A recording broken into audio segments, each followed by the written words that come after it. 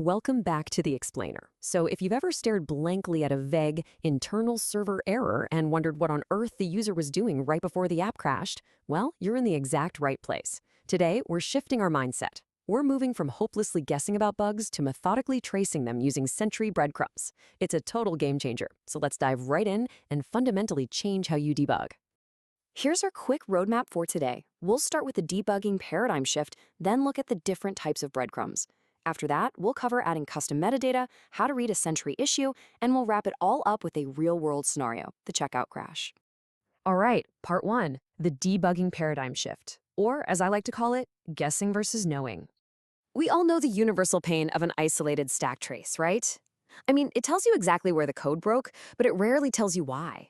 With traditional logs, you just get these isolated screams into the void. They'll tell you a database query failed or an exception was thrown, but you have zero idea what the user actually clicked to trigger it. You're just left trying to blindly recreate the issue. But Sentry breadcrumbs flip this entirely. Instead of those isolated errors, you get a chronological, action-oriented trail of footprints leading right up to the incident. You don't have to guess the steps to reproduce the error, because the exact steps are sitting right there in front of you. So what exactly are they? Basically, breadcrumbs are a structured trail of events that live on scopes, and they get applied to error events to show what happened just before an issue. The absolutely crucial word here is structured. Unlike plaintext logs, these carry a specific type, a category, a severity level, and arbitrary data payloads. And here's the coolest part. They're stored in a ring buffer. That means your app keeps a rolling memory of the last 100 or so events, constantly overriding the oldest ones to save memory. This makes sure you always have the most relevant context preserved exactly when a crash actually happens. Moving right along to part two, understanding breadcrumb types or the anatomy of the trail. If you're running a JavaScript SDK, Sentry's actually doing a ton of the heavy lifting for you automatically by categorizing these footprints. First up, navigation. It automatically records URL changes or route transitions, so you track exactly where the user came from and where they went. Second, HTTP. It logs your outgoing XHR or fetch requests, capturing the method and the status code. Third, UI interactions. Every time a user furiously rage clicks a button or interacts with the DOM, yep, it's logged. And finally, console. Your standard console log messages are automatically captured and rendered as debug breadcrumbs. If we peek under the hood at the underlying JSON protocol structure, every crumb has a timestamp, which is, of course, absolutely vital for building a timeline. It has a type and a category to control how it looks in the dashboard, a human-readable message, and a severity level. But the real magic, that happens in the data field. This is an arbitrary key-value pair object. It's where Sentry stores things like the exact CSS selector a user clicked or the exact HTTP status code of a background request.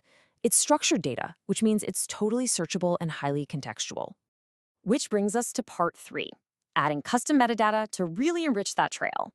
Now, auto-instrumentation is fantastic, but sometimes you just need manual context that is specific to your unique business logic. The good news is you can easily enrich the trail using the top-level API. By simply calling sentry.addBreadcrumb, you can write custom events directly to the isolation scope. Imagine you have a complex checkout flow or a multi-step auth process. You can just drop a custom breadcrumb right when the user successfully logs in, or when a specific feature flag evaluates to true. Then, when an error eventually happens, you won't just see the stack trace, you'll see your own custom business logic milestones leading right up to it. But, with great power comes great responsibility. What if your app is too noisy? Or worse, what if a user types a password or a credit card number into an input field? You absolutely cannot have that going to your dashboard. That is where the before breadcrumb hook comes in. Think of this as a bouncer at the door. It intercepts every single breadcrumb before it leaves the client. You can use this hook to filter out noisy console logs or run a regex that sanitizes personally identifiable information, PII. This ensures you maintain strict privacy compliance while still keeping those high-value debugging signals. All right, part four, reading a Sentry issue or walking the trail. When you open an issue in Sentry, the first thing you'll see is the stack trace. That's fine, but honestly, I want you to scroll right past that down to the breadcrumbs panel. Here is your investigative workflow. First, look at the trail. If it's too long, just use the filters to view only HTTP requests or only errors. Next, and this is a massive pro tip, toggle the timestamps from absolute to relative. Instead of seeing that an error happened at 3:47 p.m., you'll see that a specific API call happened exactly 200 milliseconds before the crash. Finally, sort them chronologically. You are literally reconstructing the user journey step by step, seeing exactly what the application experienced in its final moments. This brings up a really interesting question. How do you catch the root cause of an error when the crash report points to the entirely wrong symptom? Because let's face it, this happens all the time in modern web development. And that leads us into part 5, our checkout crash scenario, catching the silent killer. Picture this. You're looking at your dashboard for your JavaScript app, and suddenly a massive spike of front-end errors floods in. The stack trace says, type error, cannot read properties of undefined. Now, without breadcrumbs, you'd spend hours digging through your front-end React code, trying to figure out how a variable suddenly became undefined. But let's slow down and check the breadcrumb timeline.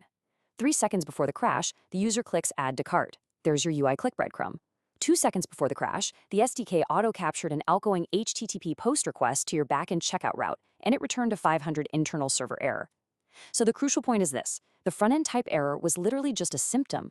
The front-end crashed because it tried to read data from an API response that failed silently in the background. The root cause is a back-end issue, and the breadcrumb trail proved it instantly. This right here is the true value of the tool in a nutshell. Before breadcrumbs, you're wasting hours debugging a symptom, a front-end type error, just chasing ghosts in your UI components. After breadcrumbs, you instantly identify the silent backend 500 status code. You immediately know to look at the backend logs or kick the ticket over to the backend team. The time saved here is absolutely massive. It turns a half-day wild goose chase into a 5-minute targeted fix. So let's wrap this up with a few core takeaways for instrumenting your own applications. First, leverage the automatic instrumentation. Let the JavaScript SDKs track your DOM clicks, route changes, and fetch requests right out of the box. Second, actively use Sentry.add breadcrumb to map out your high-value business logic, like logins, checkouts, and state changes.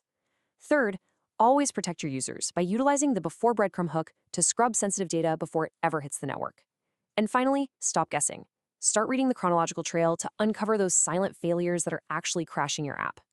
I want to leave you with one final thought to really challenge your debugging mindset.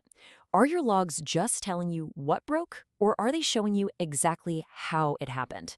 Once you start relying on the context of Sentry breadcrumbs, I promise you'll never want to go back to plain text logs again. Thanks for joining me for this explainer, and happy debugging!